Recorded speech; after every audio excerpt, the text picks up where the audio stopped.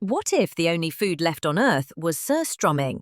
You know that moment when you open your fridge and ask, what died in here? Now imagine hiking up to the Arctic, finding a mysterious Swedish can, opening it, and releasing a smell so strong it makes a sewer smell like a lavender spa. This isn't a horror movie, it's real. It's called Surströmming, the world's smelliest food.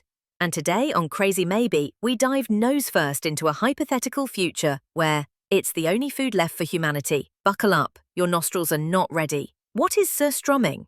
Surströmming is a Swedish delicacy that can be summed up in 2 words: fermented herring. But don't stop there. This isn't your basic sad sardine. It's a fish that's left to ferment for months in barrels, then canned while it's still fermenting. Basically a zombie fish in a tin. The result? A can so full of gas it bulges like a football, only less sporty and a lot more sulfuric. The smell is so intense that airlines have banned it on planes, not for taste reasons, because the pressure inside can literally cause it to explode mid-air. Yep, it's a picnic-grade biohazard. The science behind the stink. So what gives it that Dead Sea Monster meets gym sock kind of vibe? It all comes down to fermentation chemistry. The fish is packed in salty brine, but salt-resistant bacteria survive and produce butyric acid, smells like rancid butter. Hydrogen sulfide, hello rotten eggs. Ammonia, your eyes just cried in fear. Together they form an aroma profile best described as the armpit of a troll, the sock of a marathon runner, and low tide at a polluted harbour. And the best part? It's not even rotten. Nope, it just keeps fermenting forever. A kind of eternally stinky food vampire. People who tried it. A brave food writer from the Daily Mail documented his surströmming experience. He described the smell as the worst fart of my life, mixed with unwashed body parts and dead fish. Solid 10 out of 10 on the trauma scale. And the taste? Like licking someone's sweaty foot after a marathon. Michelin stars not today. But Swedes? They insist it's delicious. They serve it with potatoes, onions, and flatbread, probably also with a nose plug and therapy. But what if it were the only food left on Earth? And now, my friends, welcome to the most nose-horrifying future ever. Surströmming is now the only food humanity can eat. Here's what would happen. Biologically, we'd all be protein-loaded, sodium-packed messes with blood pressure high enough to launch drones. Pharmacies would sell nose clips next to vitamins. Economically, Sweden becomes a global superpower. Forget dollars or crypto, we'd all pay in SRS, Surströmming standard. Bag of chips? That'll be 2 cans and a scented wet wipe. Culturally, people fall in love not by scent, but by their ability to not smell anything. Perfume would vanish. Febreze would become a religion.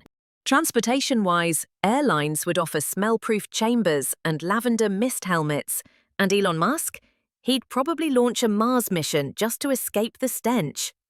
On social media, one trend would reign, the #Surströmming challenge. Who can eat it without gagging? Winner gets fame, followers, and a new nose. Survival guide. So if this stinky apocalypse ever comes true, here's your crazy maybe guide to surviving Surströmming world. Open the can underwater. It reduces the stink blast radius. Rinse the fish. Less salt equals less suffering. Always eat outside but upwind for obvious reasons. Never eat alone. Trauma loves company.